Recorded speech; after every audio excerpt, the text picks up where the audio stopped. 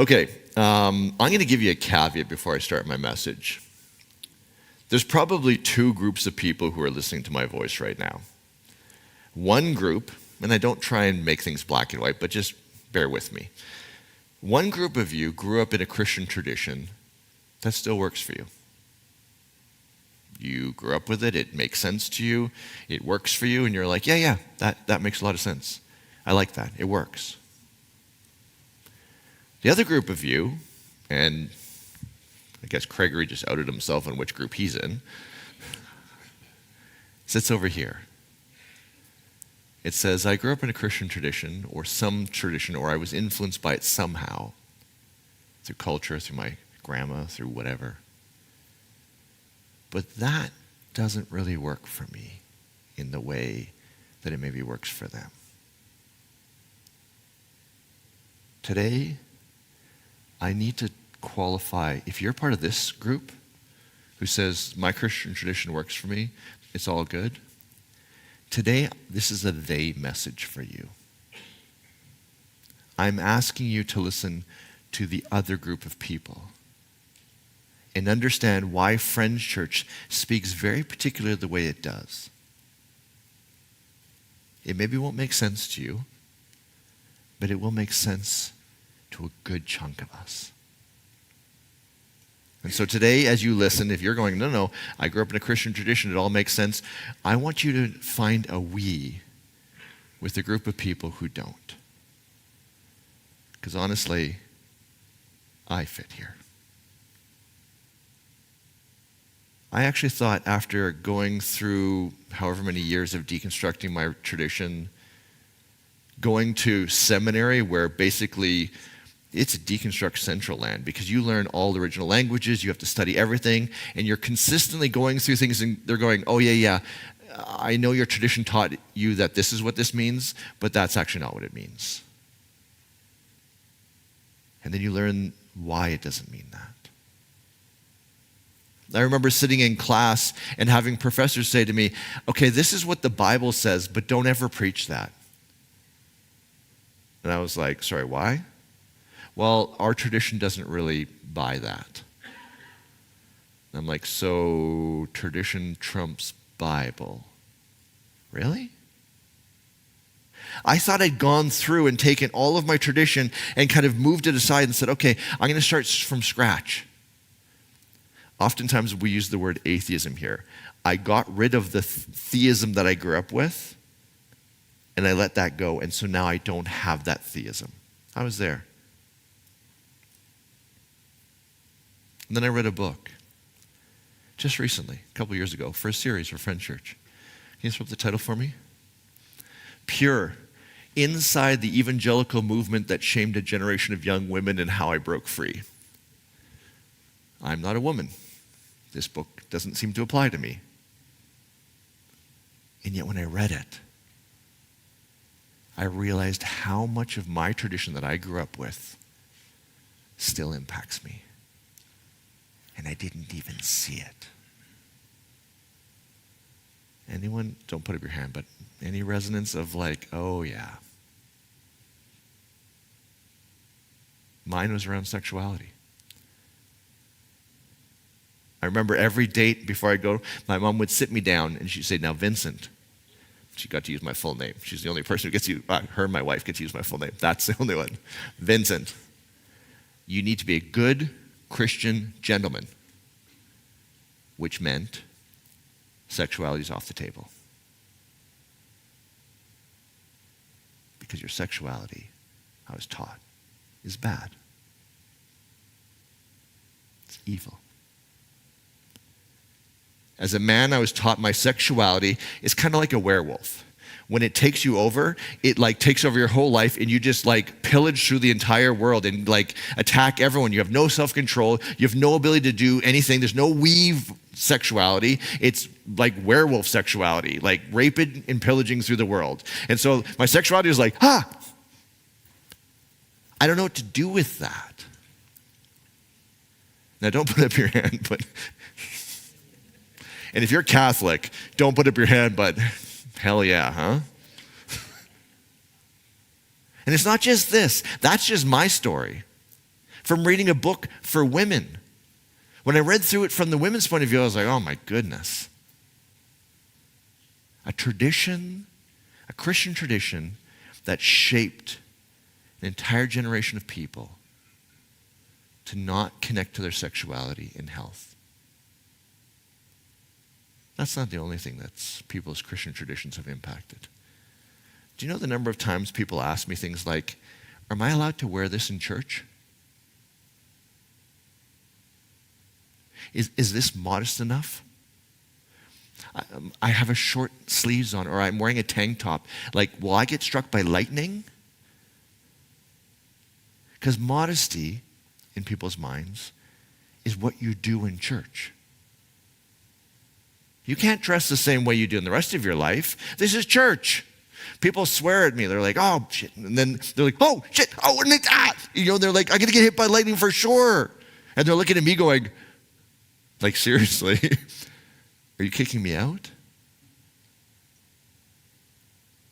As you sit here, just connect into the parts of you that go, ooh, this part of me doesn't fit very well, does it? I was talking with somebody recently. They're monogamish, meaning they're mostly monogamous, with a little extra. And it kind of came up in the conversation where it was like, you could tell it was like, oh, shoot, I just said that out loud to the pastor of our church. Do I need to quit now? Can you feel that? We have people who are polyamorous, who have relationships, beautiful, relationships with more than two people. When they sit here, they make sure one sits a little bit further over so you can't see it. Because if I admitted who I was, this wouldn't work. I still remember, so my tradition is an Anabaptist tradition, a Mennonite tradition. In the rules of our tradition, it's murder, and then drinking is probably about the same. Like, maybe if you drink alcohol, you could probably kill someone and get away with it, but if you drink, like, I'm serious, this is not good. Is anybody here Dutch Reform? Any Dutch Reform people? One of the ladies on our board is Dutch Reform. She's telling me a story. She was like, and then we had to get together for the church and we had beer. And I was like, sorry, what did you just say? My tradition, beer is second only to killing somebody.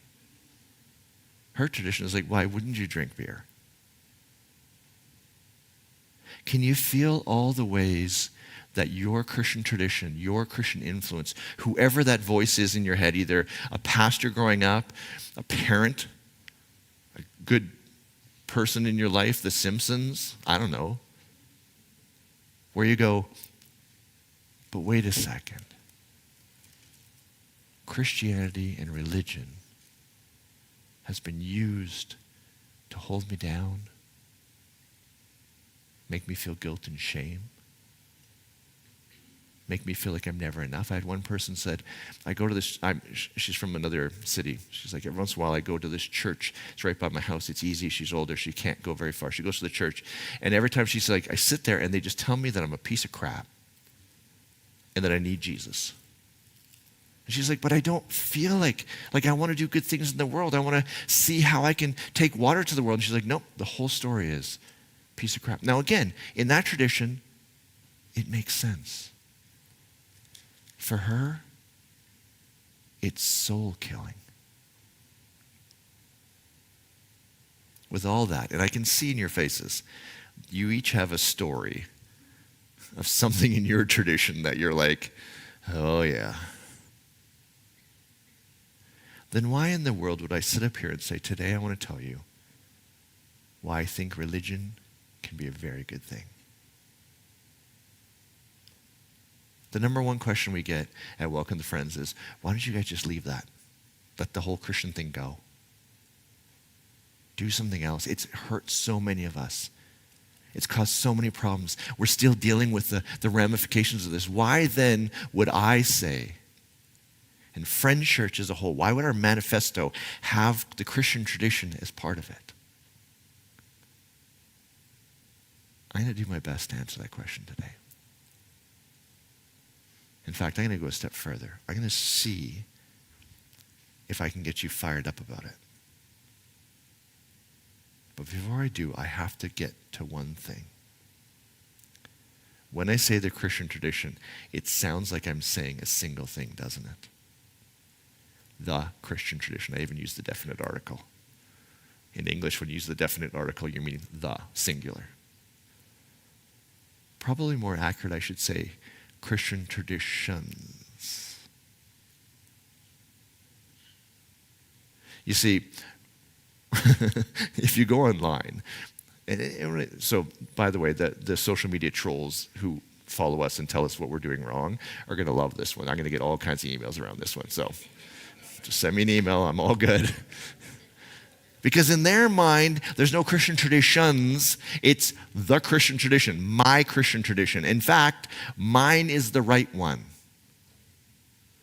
And Friend Church, you guys are wrong. At about 1500 CE, the Christian tradition split from Catholics and Orthodox, to Protestants. So in 500 years, we have this group called Protestants. We're kind of in the Protestant tradition. Do you know how many different Protestant groups there are? Just throw out a number. Give me a guess. 100? 1,000? Who said 100,000? She's the closest. 70,000 unique groups that all say we are the Christian tradition. I am the Christian tradition. 70,000 of them. And each one of them's like, we're right, you're wrong. Right? Now, people say, okay, but no, Vince. Come on, you're not being kind here. You're making these big statements. Sometimes it has to do with the group will split over things like how you baptize or what age you baptize someone at. Anyone baptized in the Catholic tradition when you're like really, really young? Anyone? Okay, so we have a few of those. Anyone have any baptism experience in the younger age but not really early? Okay. Anyone like adult baptism type thing? Okay, so we have at least 3 groups of people.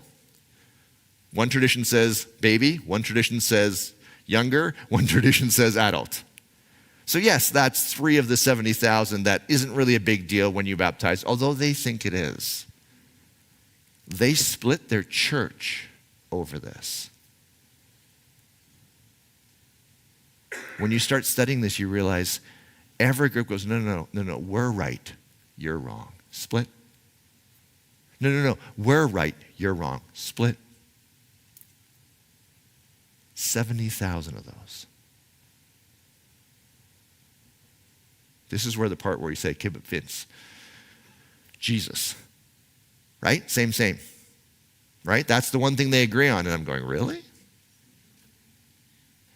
Really? Let me just use one example. Why was Jesus on the earth? Depending on your tradition, you have many answers for this. Some would say, and again, let's just put up your hand if I say something and just leave your hand up. Anyone grow up with a tradition that says Jesus came to pay the price for your sins? Anyone have those? Okay, how about make you right with God? Anyone there? How about give you an example for your life? Anyone there? How about inaugurate a new world order where good starts to win over evil? Anyone have that? Christus Victor. Yay, Christus Victor. Sorry, that was geeky. I shouldn't have said that one. It's the technical theology behind that one. It's all good. How many grew up with Jesus came to overcome death? Any of those? Right. Which one's right?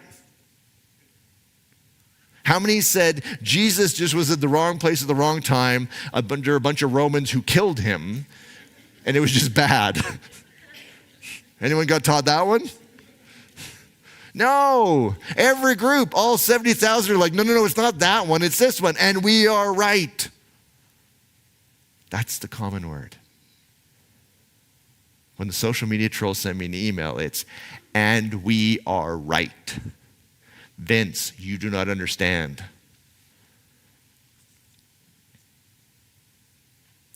But let me be a bit more humble here for a second. Because of my education, people will come to me, well-meaning people. They're in this mindset of, but we have it right. They just apply it to Friend Church. Okay, no, but Vince, we have it right. 70,001. But we got it. So why don't you tell me how to dunk on those guys? I have this friend and they're all about this, blah, blah, blah, blah, blah. Show me that the Bible tells me that we are right and they are wrong. Here's the thing. I can often show you some of that. People say, Jesus is for the marginalized. Oh, I can show you that. I can show you a story about the Good Samaritan. And you're like, yeah, now we're talking. I can also show you a story where Jesus does the opposite of that. Ooh, that one's a little more awkward, isn't it? Jesus is love. I can also show you a story where Jesus physically assaults somebody. But they deserved it, right?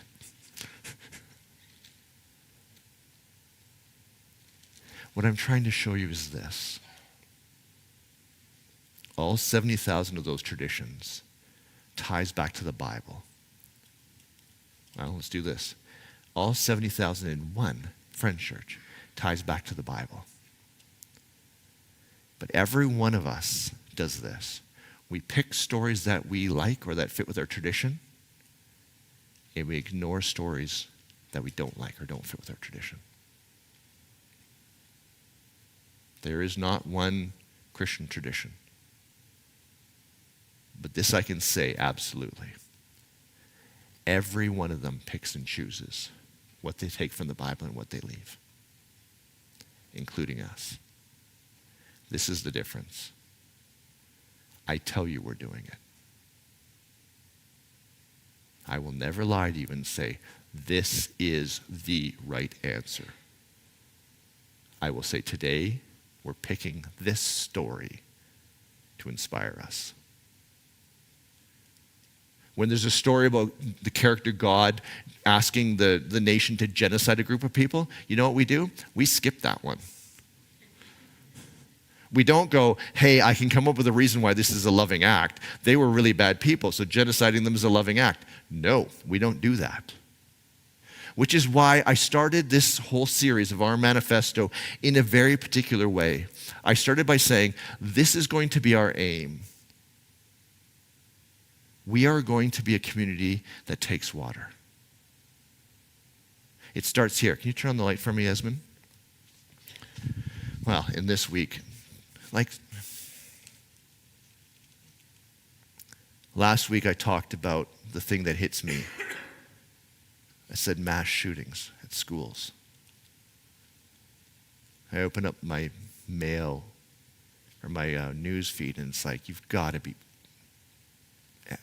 kidding me.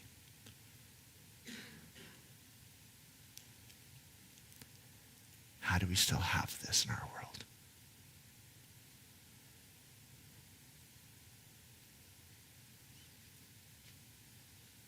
This was a list of all the things that we said we don't want in this world.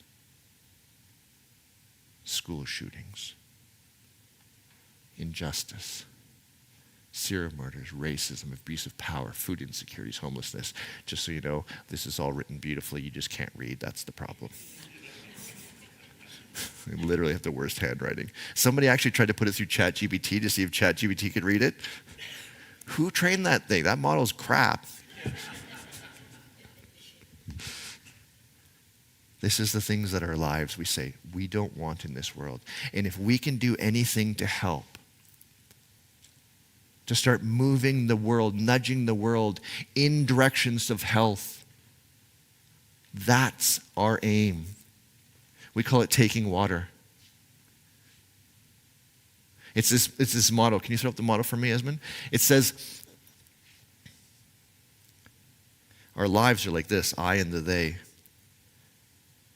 I described it this way. If you take your life and you take your life, look inside your life. This is all your relationship stuff, your money stuff, your parts stuff, your wounds, your challenges, the good stuff too. How much of this is sucking you down right now where it's just like, that's all I can see? We have this way of trying to build health here so that we can do this. We can lift our heads up and go, wait a second.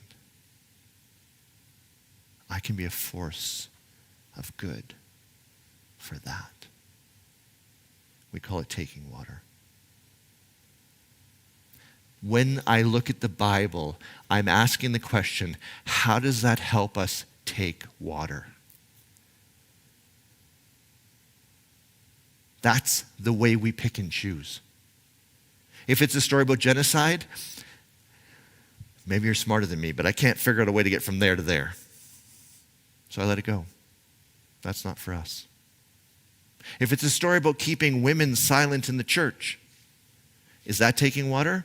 No, I don't think so. I think that's cultural, time and place, right over there. Ignore it.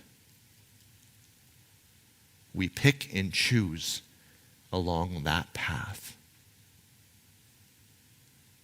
Now, if you grew up in a tradition that says, no, our tradition is right, this might feel a bit awkward for you. Because we're not saying we're right. We're saying, this is where we're going, and we're going to pick and choose what takes us there. Okay, with that in mind, you can already tell I'm holding the Bible in a different way than maybe your tradition taught you. I told you I would justify why religion, I think, is a good thing. While holding the Bible that way, let me go here. I want you to transport yourself back to your oldest ancestor, your cave person ancestor. You're wearing like the Flintstones outfits, Bam Bam Pebbles, the whole thing. You live in a cave. Just imagine yourself in there. Just close your eyes for a second. Imagine yourself, you're in a cave. There's maybe like a bed is kind of like some branches piled up. You have maybe there's other people in there with you, maybe children, maybe partners, I don't know. Just imagine yourself, it's night. You have no ability to turn on a light. That doesn't exist yet. Fire doesn't exist. Light switches don't exist. It's night and it's pitch black. And there's no door on your cave. Can you feel that feeling? Now imagine you hear a sound outside. And not a good sound. Like a big animal sound. Can you feel the anxiety start to rise? There's no way for you to close the door. There's no way for you to keep them out. This is the beginning of a horror movie, isn't it? Every horror movie is designed around this. The lights are out, you can't see, and something's coming towards you and you can't stop it. We all started here. All of humanity started here. Now imagine that sound comes closer. And then you can hear it right outside the entrance of the cave. Your heart is just like, there is nothing you can do. You're powerless. If that animal comes in,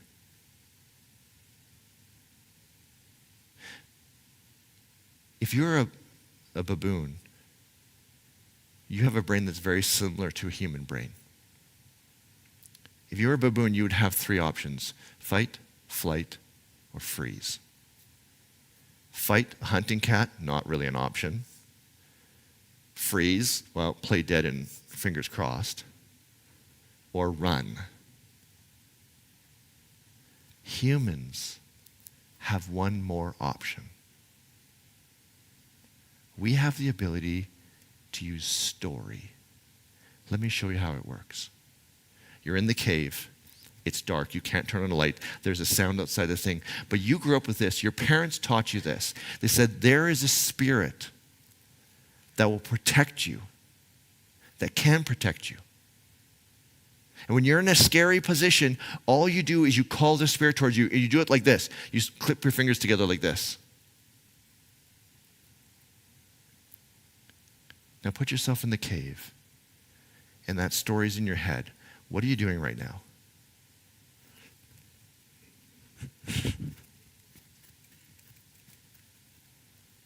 And what if that sound started to move away? what would the story in your head be? It works. It works. We are not powerless.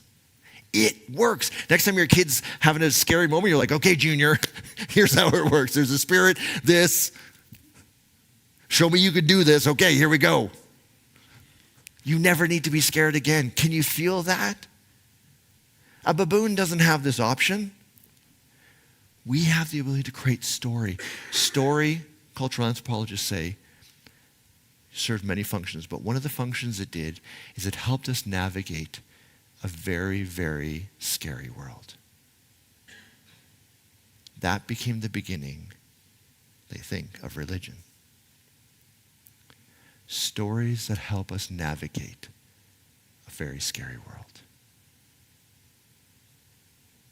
Is religion valuable? If this is religion, that would be beautiful in that moment, wouldn't it? Okay, but you're thinking, Vince, come on. A little snapping your fingers in the cave, like blah, blah, blah. We're in 2026. We can turn on lights now. We have guns. I can close my door. Hunting cats isn't really a thing, although that said, I've got an email or a message from someone with a bobcat in your backyard. Highly recommended. When the Dead Sea Scrolls, in the 50s, they found a series of texts in clay jars in an area called the Dead Sea. Because it's very dry there, a lot of them were able to be recovered. So they have this huge treasure trove, primarily from an area that Christianity was very heavy, let's say Christianity was heavily connected to. A subgroup of the Christians called the Essenes. You don't need to know all that. Here's what you need to know. In those canisters, they have all these manuscripts piled one on top of the other. What do you think was in there? Just yell it out. Stories? What else? Scripture. Yep, there's some scripture in there. What else? Sorry? Medical text. Yeah, they did have some. That actually wasn't a big number, but there were some of them. Oh, you studied this, right? You have some background in this. A lot had to do with trading documents and trading rules. ... Capitalism. It's pretty powerful, isn't it? You know what else was in there? Erotic writings. Lots about sex. And documents about Christianity. A certain subgroup of Christianity. There's this saying in jaded Christian circles, we'll say it that way. The reason Christian traditions don't like sex is because the only thing more powerful than religion. And yet, religion can make an entire group of people choose celibacy. Not religion, the story of religion. The story that says, if you do this thing over here, something will happen over there. It's a continuation of this. If you snap your fingers like this, the Spirit will protect you. That story isn't just nice. It's transformative. Think about this. You get a really bad diagnosis. The healthcare professionals come and they're like, oof, it's a bad one. And then as you go to your room, you reach out to some, or you meet your new bed person or roommate or whatever you would call them in the hospital. Yeah, roommate. And they say, oh yeah, I had the same diagnosis, but I've been actually healed of that. I'm like 1 in 1,000 or 1 in 1,000,000. What's the story your brain hears? There is a chance for me to live. There's hope. That's a story. That's a story that will keep you fighting for a very long time. How about the story when you're at the funeral of your loved one who's just passed away? And the story is, there's a time after death where we'll still be consciously ourselves, and I can see you again. I can give you a hug again. We can be together again. That story in that moment, beautiful. That will help people mourn and grieve in a way that very few other things can. The joke that sex is more powerful than religion, I actually think the story of religion is one of the most powerful things in our culture. We've seen the story of being called a victim, what that can do. We've seen the story of saying, we've been mistreated. We've also seen the story of, we can be healthier. We can make the world a better place. So if the first stories evolved into religion, and the stories have that much power, a story can make you live differently, spend differently, give up almost anything. We've seen it, religions. People will give up almost anything, including their lives as martyrs. That's the power of story. Then the question we have to ask is, what parts of the Christian story inspire us? Not because they're true. That's not, if that's the way you go, that's fine. But that's not how we talk about it. I want you to rewind. I'm in Bible school right after high school. I had 1 year going to a Bible school. And I had this moment in this Bible school experience. I don't even know why I was there, but I was there. I had this moment where I was like, I need to live a life to try and inspire other people, essentially to be a pastor. Guess what my brain said to that?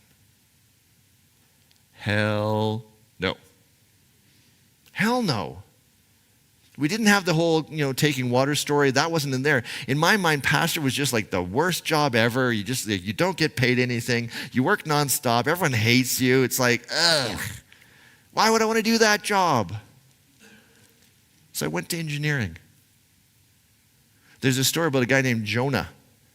He gets called to go and inspire a group of people. Guess what he says? Hell no.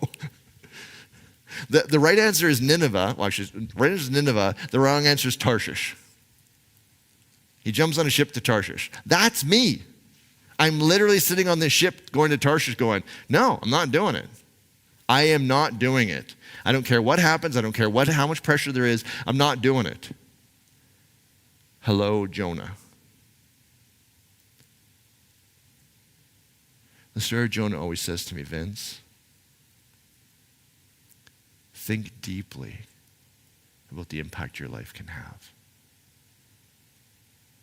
It's so easy to run away, isn't it? It's so easy to just take off and screw this. Did the story of Jonah happen? If you don't know the story, he gets kicked off the ship. Well, first they do a lottery. He loses the lottery, which means that he angered the gods. They kicked him off the ship. He gets swallowed by a whale, lives there for 3 days. Anyone really into the reality of this story? Fine. In my mind, who cares? It's my story.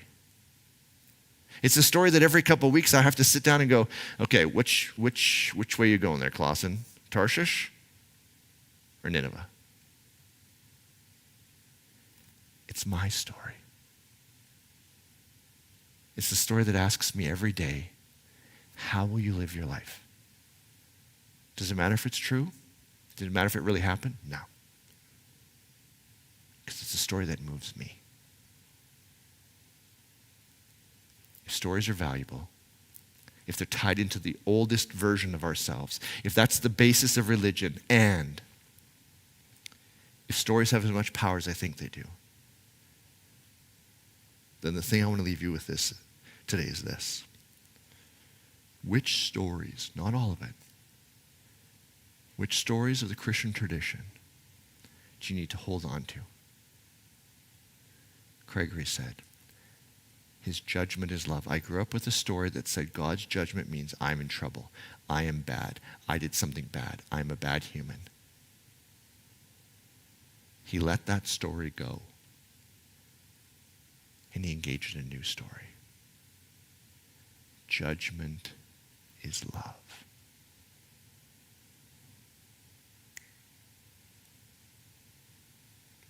What are the stories that you need to hold on to? And what are the stories you just need to say, okay, that was nice, bye. Bye-bye. You go over there. Is religion as a whole good? Religion has incredible power if it has a good aim. I think our aim's pretty freaking good. May we leave today with the openness to let go of the stories that are no longer serving us from our tradition, from our religion. And may we reconnect to the stories that call us to health and lift our head up and take water. Amen? Have a great week, everybody. Happy Families Day.